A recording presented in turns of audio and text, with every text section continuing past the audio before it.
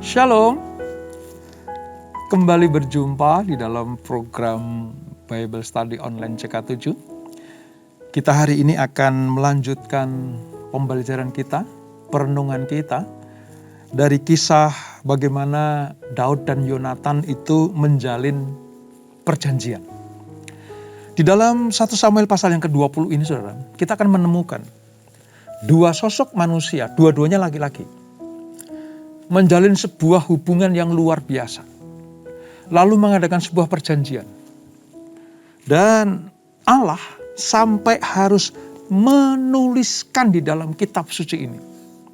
Saya percaya Allah mengizinkan Daud dan Yonatan menjalin persahabatan, perjanjian, kerabat yang dekat sekali, pasti punya tujuan dan maksud ilahi di dalam hubungan itu. Oleh sebab itu, sebelum kita membaca, merenungkan, mari kita datang kepada Tuhan. Kita minta Roh Kudus mengurapi kita, menjamah kita, supaya kita betul-betul mengerti firman Allah ini dan menerapkannya dalam kehidupan kita. Kami datang kepadamu Tuhan, kami rindu dekat denganmu. Kau yang menjamah kami, Kau yang mengurapi kami, Kau yang melindungi kami anak-anak-Mu. Perbuatan-Mu yang besar, perbuatan-Mu yang ajaib, selalu kami rasakan.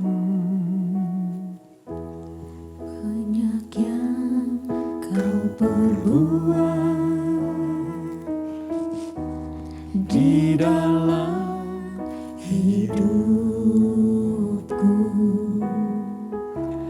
rancangan indahmu terjadi di hidupku. Bapa yang mengerti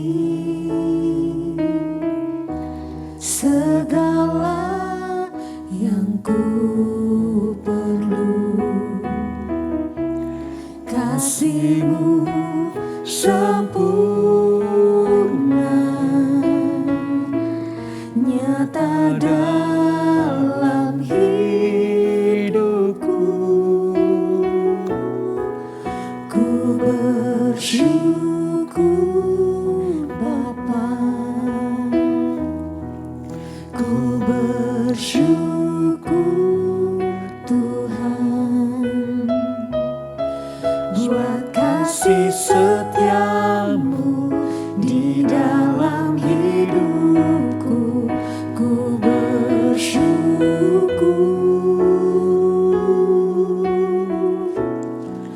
ku bersyukur Bapa, ku bersyukur Tuhan, buat kasih setia-Mu di dalam hidupku. Ku bersyukur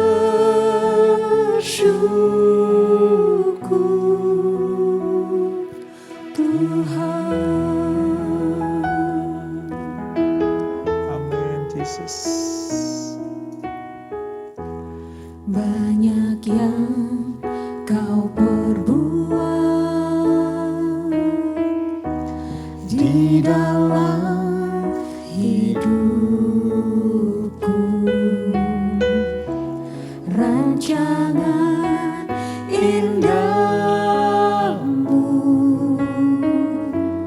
terjadi di hidupku. Bapa yang mengerti segala yang ku perlu, kasih-Mu sempurna nyata dalam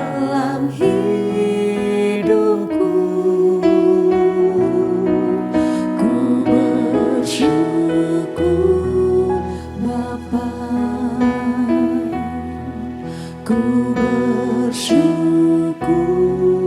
Tuhan buat kasih setiamu di dalam hidupku. Ku bersyukur,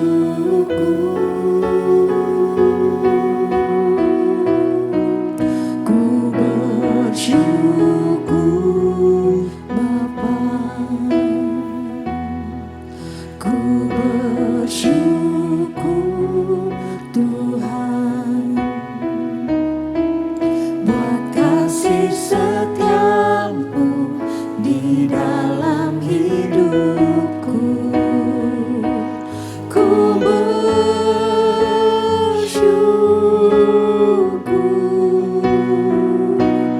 Tuhan,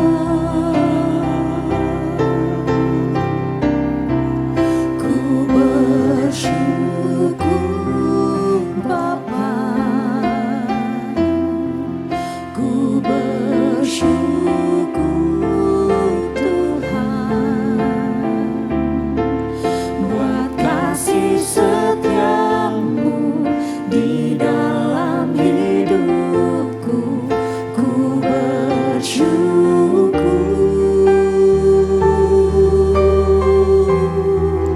ku bersyukur Bapa, ku bersyukur Tuhan buat kasih setiamu di dalam hidupku. Ku bersyukur buat kasih setiamu di dalam hidupku. Ku bersyukur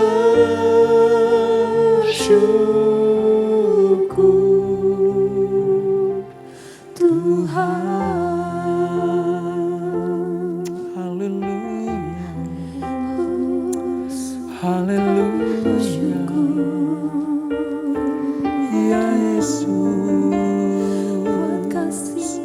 sungguh kami bersyukur sebab kasih-Mu melimpah, sebab pertolongan-Mu kami rasakan. Oh Yesus, terima kasih Tuhan, terima kasih Yesus.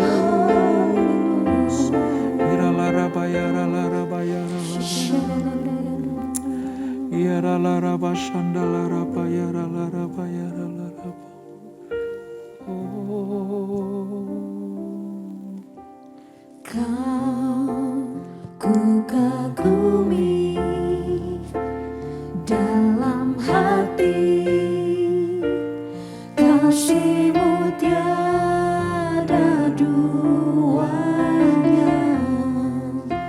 Sampai kini ku akui kasih-Mu tiada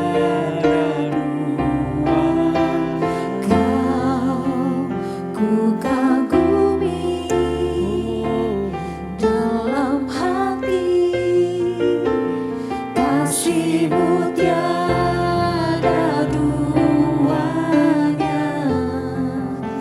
Sampai kini ku akui kasih-Mu tiada duanya.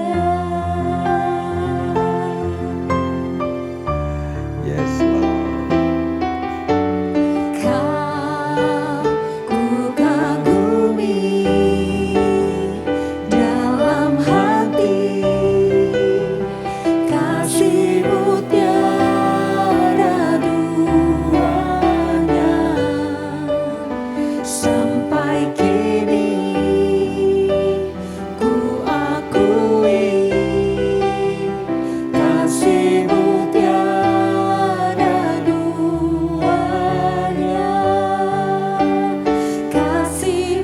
tiada duanya, kasih-Mu tiada duanya.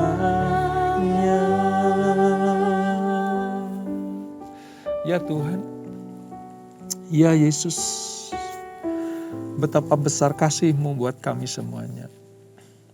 Betapa besar anugerah dan rahmat-Mu. Betapa banyak yang telah Kau perbuat dalam hidup kami. Kami mengakui, tanpa Tuhan, kami tidak dapat berbuat apa-apa. Tanpa kasih Kristus yang diberikan buat kami semuanya, kami tidak dapat berbuat apa-apa. Kami tidak mampu mengasihi sesama kami. Itulah sebabnya ketika kami mengasihi Yesus dengan segenap hati, sebab Yesus sudah mengasihi kami terlebih dahulu, maka kami bisa juga mengasihi sesama kami. Karena itulah yang menjadi perintah Tuhan. Kasihilah Tuhan Allahmu dengan segenap hatimu, dengan segenap jiwamu, dan dengan segenap akal budimu. Dan kasihlah sama manusia seperti engkau mengasihi dirimu sendiri. Dua hukum tentang kasih itu menyempurnakan hukum-hukum yang lain. Oleh sebab itu Bapa, sekali lagi kami mengucap syukur atas kasih-Mu yang luar biasa. Dan biarlah lewat kepenuhan kasih dan rahmat-Mu itu, kami dapat mengasihi sama kami. Dan Tuhan disenangkan atas apa yang kami lakukan. Sebentar kami akan melanjutkan pembelajaran kami. Tuhan urapi kami, jamah kami Tuhan. Agar kami mengerti sungguh apa yang kami baca, kami renungkan, kami pelajari. Dengan demikian juga kami lakukan dalam kehidupan kami. Terpuji nama-Mu kekal selama-lamanya. Di dalam nama Yesus, mari yang siap belajar firman Tuhan, sama-sama kita katakan amin. Saudara, kita akan membaca dari 1 Samuel pasal yang ke-20. Perikopnya adalah perjanjian antara Daud dan Yonatan. Kalau saudara kilas balik sebentar di dalam pasal yang ke-18, ya. 1 Samuel pasal 18, di sana diceritakan juga bahwa Daud dan Yonatan itu sudah membuat perjanjian. Dasarnya apa, saudara? Perjanjian itu dasarnya begini, karena kasih Allah yang ada dalam diri Daud dan Yonatan, mereka dipenuhi dengan kasih Allah, berjalan di dalam kebenaran, maka mereka menjalin sebuah persahabatan yang bahkan Daud sendiri mengakui ini lebih agung. Persahabatanku dengan Yonatan itu lebih tinggi mutunya dibanding dengan hubungan-hubungan yang lain. Nah, banyak orang menganggap bahwa ini Daud dan Yonatan itu berlebihan mengungkapkan kasihnya. Bahkan ada orang yang memikirkan bahwa itu pasti melakukan hal-hal yang di luar kehendak Allah, seperti hubungan yang sejenis gitu. Nanti akan kita kupas. Nanti Alkitab akan memberikan sebuah kesaksian dan bukti bahwa Daud dan Yonatan memiliki hubungan yang spesial, bukan karena hubungan memuaskan kedagingannya. Mari kita baca dari ayat 1 sampai ayat yang ke-11 pada 1 Samuel 20. Demikian firman Tuhan. Perjanjian antara Daud dan Yonatan. Maka larilah Daud dari Nayot dekat Rama. Sampailah ia kepada Yonatan lalu berkata, apakah yang telah kuperbuat? Apakah kesalahanku? Dan apakah dosaku terhadap ayahmu sehingga ia ingin mencabut nyawaku? Latar belakang kisah ini saudara, karena kemarin kita pelajari bagaimana Saul berusaha membunuh Daud baik di rumahnya, di istananya, maupun ketika Daud lari pun Saul berusaha mengejar Daud. Lalu bertemulah Daud dengan Yonatan. Diungkapkan, apa salahku, apa dosaku sehingga ayahmu ngejar-ngejar aku. Gitu. Ayat 2. Tetapi Yonatan berkata kepadanya, jauhlah yang demikian itu. Engkau tidak akan mati dibunuh. Ini sebuah perkataan yang saya yakin Yonatan dapat dari atas. artinya dari Tuhan. Bahwa Daud tidak akan pernah bisa dibunuh oleh bapaknya. Ingat ya pelajaran kita kemarin ya. Roh jahat yang menguasai Saul tidak akan mungkin membunuh Daud. Karena Daud dikuasai oleh Roh Allah. Dan Yonatan tahu persis itu. Baik perkara besar maupun perkara kecil. Dengan tidak menyatakan kepadaku. Mengapa ayahku harus menyembunyikan perkara ini kepadaku? Tidak mungkin. Jadi ayahku, kata Yonatan, ya, tidak berbuat sesuatu kalau dia tidak menyatakannya kepadaku. Jadi pasti diceritain. Jangan takut Daud. Kalau bapakku pengen kejar-kejar engkau membunuh, dia pasti akan kasih tahu aku. Ya, selama aku bersahabat dengan engkau dan selama Roh Allah ada dalam dirimu, udah jangan takut. Kira-kira seperti itu. Tetapi Daud menjawab katanya, ayahmu tahu benar bahwa engkau suka kepadaku. Sebab itu pikirnya tidak boleh Yonatan mengetahui hal ini. Daud ngomong begini, ya dulu memang apapun yang akan dilakukan oleh ayahmu dikasih tahu kepadamu Yonatan. Tapi sekarang dia melihat bahwa engkau berpihak kepadaku. Bahwa engkau melindungi aku. Ingat peristiwa kemarin. Ya, kamu sampai, itu Yonatan sampai mau ditancepin kepalanya di tembok sama bapaknya loh. Kalau kita baca selanjutnya di kisah pasal 19 itu. Jadi Daud tahu, dengar bahwa mulai saat itu Saul membenci bukan hanya kepada Daud, tapi juga sudah mulai curiga, sudah mulai mencium ya hubungan yang tidak baik antara Daud dan Yonatan. Makanya Daud ngomong seperti itu, saudara. Ya, saya ulang di ayat yang ketiga. Ayahmu tahu benar bahwa engkau suka kepadaku. Sebab itu pikirnya tidak boleh Yonatan mengetahui hal ini. Nanti ia bersusah hati. Namun demi Tuhan yang hidup dan demi hidupmu hanya satu langkah jaraknya antara aku dan maut. Daud ngomong begini, ya Yonatan, apapun alasanmu, apapun pendapatmu tentang hubunganmu dengan bapakmu, hidupku ini jarak antara hidup dan mati itu cuma sedikit sekali, tipis sekali. Udah, aku diancam oleh bapakmu. Gitu. Ayat 4, saudara. Yonatan berkata kepada Daud, apapun kehendak hatimu, aku akan melakukannya bagimu. Yonatan mulai mengerti posisi Daud seperti apa. Yonatan mulai bisa merasakan bagaimana selain takut, hormat, gentar kepada bapaknya, kemanusiaan Daud itu juga ada rasa takut. Makanya, okelah, sekarang apa maumu? Kira-kira seperti itu ya, saudara. Lalu, ayat 5. Lalu kata Daud kepada Yonatan, kau tahu, besok bulan baru, maka sebenarnya aku harus duduk makan bersama-sama dengan raja. Sekali sebulan, raja makan bersama-sama orang-orang pilihannya. Ring satunya begitu. Makan bersama-sama. Ya. Jika engkau membiarkan aku pergi, maka aku akan bersembunyi di padang sampai lusa petang. Apabila ayahmu menanyakan aku, haruslah kau katakan, Daud telah meminta dengan sangat kepadaku untuk pergi dengan segera ke Bethlehem kotanya. Karena di sana ada upacara pengorbanan tahunan bagi segenap kaumnya. Yonatan, besok ada makan bersama dengan raja. Biasanya aku duduk di sana. Nah kalau besok aku nggak ada, kalau bapakmu tanya, Daud kemana? Katakanlah kepada Saul bapakmu, ya rajaku itu. Daud sedang kembali ke Bethlehem karena ada perayaan setiap tahun bagi kaumnya. Ayat 7. Jika begini dikatakannya, baiklah, maka hambamu ini selamat. Kalau nanti Saul ngomong, ya udahlah, Daud biar ke Bethlehem. Biarlah dia ikuti acara keluarganya. Itu artinya aku selamat. Kata Daud begitu. Tetapi jika amarahnya bangkit dengan segera, ketahuilah bahwa ia telah mengambil keputusan untuk mendatangkan celaka. Kalau nanti Saul bilang bahwa nggak boleh pergi, Apa-apaan ini? Nah, kira-kira seperti itu ya saudara. Itu artinya Saul betul-betul murka, marah kepadaku.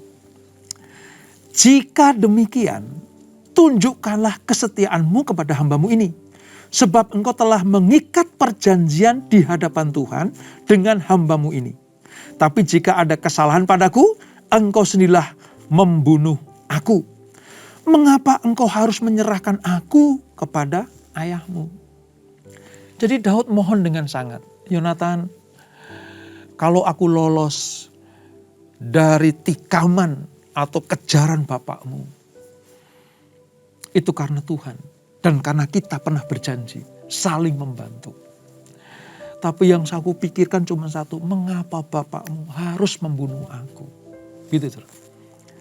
Lalu ayat yang ke-9. Tetapi jawab Yonatan, jauhlah yang demikian itu. Kamu jangan meragukan kesetiaan atas perjanjian kita. Gitu. Sebab jika aku ketahui dengan pasti bahwa ayahku telah mengambil keputusan untuk mendatangkan celaka kepadamu, masakan aku tidak memberitahukannya kepadamu? Tenang Daud. Kalau bapakku nanti ketika dia tanya tentang engkau kemana kok gak ikut makan, lalu aku jawab dia sedang pergi ke Bethlehem dan bapakku marah, tenang. Nanti aku kasih tahu kepadamu, kamu harus ngapain, kira-kira gitu. Lalu bertanyalah Daud kepada Yonatan, siapakah yang akan memberitahukan kepadaku apabila ayahmu menjawab engkau dengan keras? Kata Yonatan kepada Daud, marilah kita keluar ke padang. Maka keluarlah keduanya ke padang, artinya ke tempat yang luas. Nah, kisah selanjutnya saudara, ada sebuah perjanjian antara Daud dan Yonatan. Lewat sebuah peristiwa. Nih, kalau nanti seperti ini, kamu lari sejauh-jauhnya. Tapi kalau seperti ini, kamu jangan lari. Tetap tinggal di istana raja. Nah, singkat cerita, terjadilah ketika Daud betul-betul dikejar oleh Saul.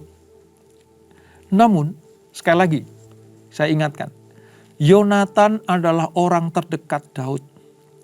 Yang selain dia, teman ketika berperang. Yonatan dan Daud sudah menjalin sebuah persahabatan. Persahabatan dan kasih itu luar biasa dalam diri dua orang ini, saudara. Yang pertama, persahabatan yang tulus, tanpa pamrih. Dan yang kedua, rela berkorban. Persahabatan antara Yonatan dan Daud itu didasari atas ketulusan hati. Ingat, ketulusan hati itulah yang membuat kisah yang paling klasik ini, saudara. Antara Daud dan Yonatan. Itu sangat disetujui oleh Tuhan. Mengapa? Karena dasarnya cuma satu. Kasih mereka bukan berdasarkan atas asmara seksualitas. Ini harus saya jelaskan dulu. Sebab banyak yang bertanya, berarti kan kalau Daud ngomong kasihnya kepada Yonatan, hubungannya, ya, pertemanan sahabatnya dengan Yonatan melebihi kasihnya kepada istrinya, melebihi kepada orang lain. Ini kan melebihi atau melebih-lebihkan, Pak. Ya patutlah kalau banyak orang curiga. Ada kegiatan yang tidak benar dalam diri mereka. Saya mau katakan tidak. Sebab kasih Yonatan bersama dengan Daud yang diikat oleh perjanjian tidak didasari atas kasih asmara yang menjurus kepada praktek seksualitas. Tidak ada sejarahnya. Tidak ada dicatat dalam Alkitab bahwa Yonatan dan Daud melakukan aktivitas asmara yang diliputi oleh kegiatan-kegiatan badani atau kedagingan, termasuk seksualitas. Ini persahabatan yang didasarkan atas kebenaran. Jadi dalam hal ini, saudara, Allah mengizinkan itu terjadi. Sebab memang Tuhan sedang memberikan sebuah pengertian kepada Yonatan. Ingat, Yonatan itu mengerti betul ketika Daud diurapi oleh Samuel. Bahwa dialah yang akan menggantikan bapaknya, yaitu Saul. Roh Allah sudah berkuasa atas diri Daud. Sejak saat itu, Daud dipimpin oleh Tuhan. Kemanapun perang, menang. Yonatan sadar, Allah menyertai Daud. Nah, ketika dia menjalin persahabatan dengan Daud dan mengikat perjanjiannya itu sebenarnya sepele sangat. Daud, kalau engkau sudah menjadi raja, ingat ya, ingat aku dan keturunanku nanti. Gitu, hanya itu saudara. Daud juga berjanji, Yonatan, aku gak akan melupakan engkau karena engkau sangat berjasa kepadaku. Ketika aku dikejar-kejar oleh ayahmu, engkau membela aku. Ketika aku ingin dibunuh oleh ayahmu, engkau melepaskan aku. Jadi dua-duanya menerima kasih dari pasangannya, dari Daud dan Yonatan itu, ya, saling memberikan kasih, memperhatikan, rela berkorban. Tidak ada aktivitas lain selain itu, saudara. Makanya salah besar kalau ada orang bilang bahwa Yonatan dan Daud itu termasuk anggota LGBT. No, ya, bukan. Karena kasihnya dilandasi atas kebenaran, dan yang kedua, perjanjian yang ilahi. Karena nanti pada kisah-kisah selanjutnya, Daud itu betul-betul memperhatikan keturunan Yonatan. Ya, nanti akan kita baca itu kisah tentang Mephiboset. Ya, itu keturunan Yonatan yang dipelihara oleh Daud. Ya. Ini. Lalu bukti yang kedua, saudara. Mengapa Yonatan mau menjalin persahabatan dengan Daud sehingga Yonatan itu betul-betul menghargai Daud. Ingat di pasal yang ke-18, bahkan ketika sebelum perjanjian diucapkan, Yonatan itu melepaskan jubahnya, melepaskan pakaian perangnya, memberikannya kepada Daud. Ini tentang hal yang paling aku sukai, ini yang melindungi aku ketika aku berperang. Ini jubah kebesaranku. Sebagai bukti dan tanda bahwa aku mengasihi engkau, aku berikan kepadamu.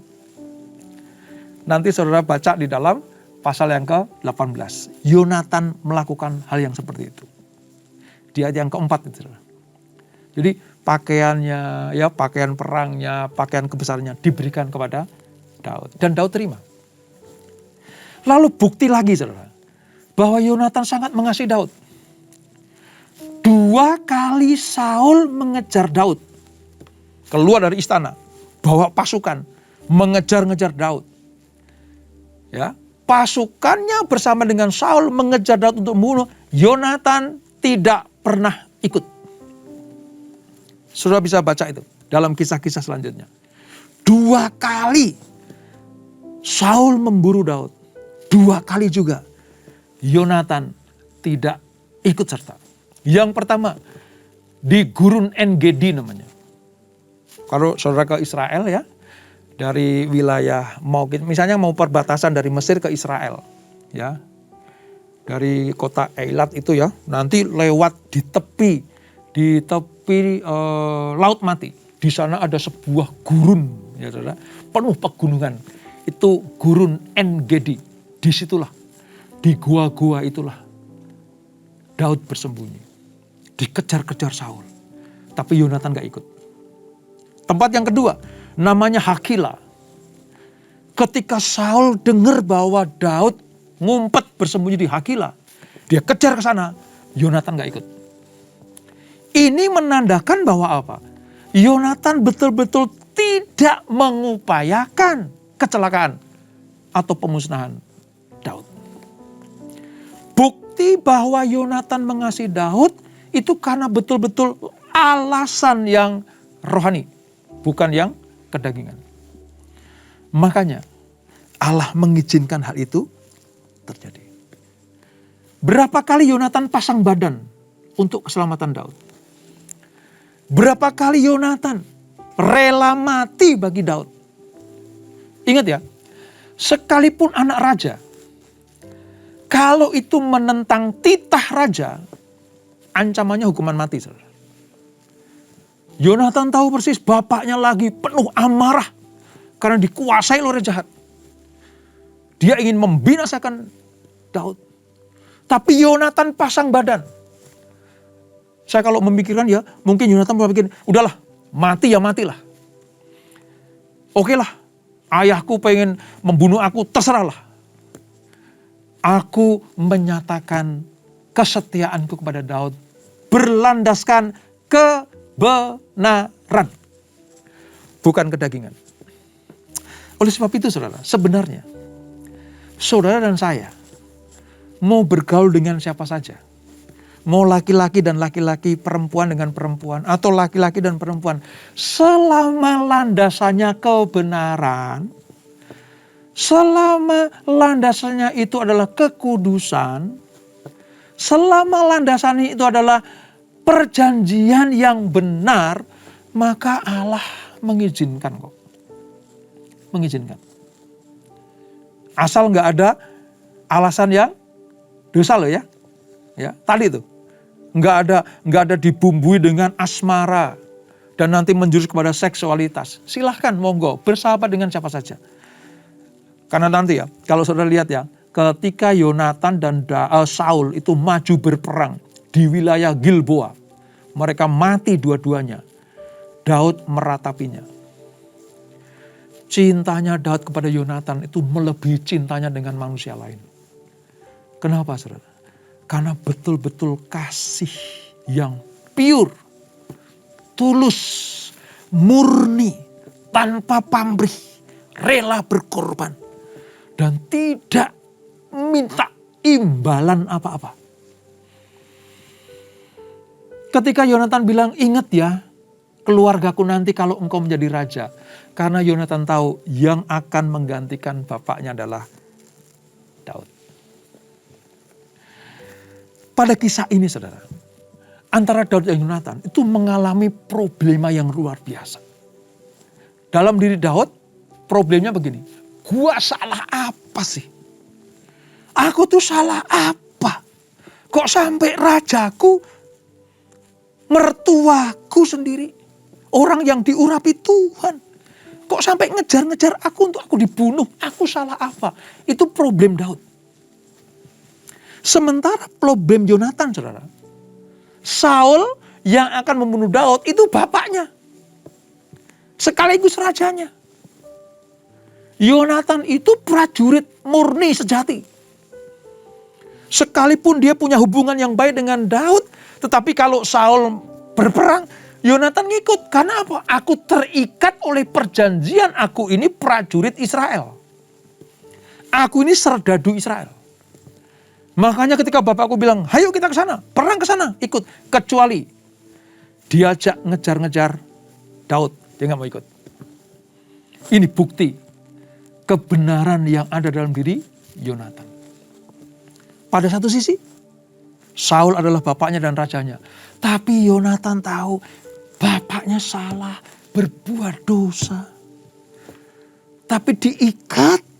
Karena aku adalah orang Israel, aku serdadu Israel, aku panglima Israel. Maka aku tetap harus perang bersama dengan bapakku. Problem yang kedua dalam diri Yonatan adalah Daud adalah sahabatnya, sekaligus iparnya.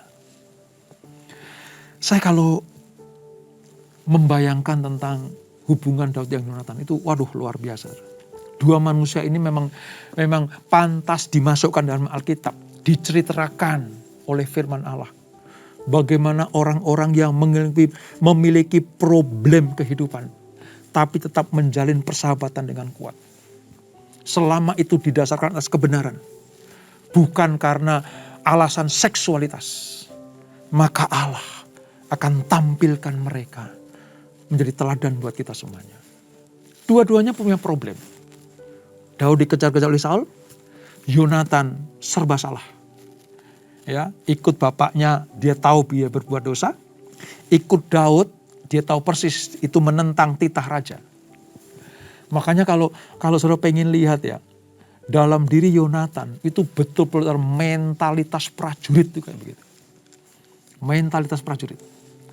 Tapi dia tidak pernah menyetujui dosa terjadi. Nah kalau Yonatan saja tahu bahwa bapaknya berbuat dosa. Yonatan tahu bahwa Daud berbuat benar. Kan gak ada alasan Daud dan Yonatan menjalin hubungan di luar kehendak Allah. Saya pastikan dan Alkitab membuktikan. Persahabatan Daud dan Yonatan adalah persahabatan yang sehat. Kudus, murni, tulus, rela berkorban. Karena nanti pada perjalanan berikutnya, Daud betul-betul memperhatikan Yonatan dan keturunannya. Lalu yang kedua, yang terakhir. Mengapa ini persahabatan yang benar di hadapan Tuhan? Tuhan akhirnya memisahkan mereka. Memisahkan bukan karena kesalahan mereka. Daud berpisah dengan Yonatan itu pedih hati rasanya. Ketika benar-benar tahu bahwa Saul membenci Daud, dia harus berpisah, saudara.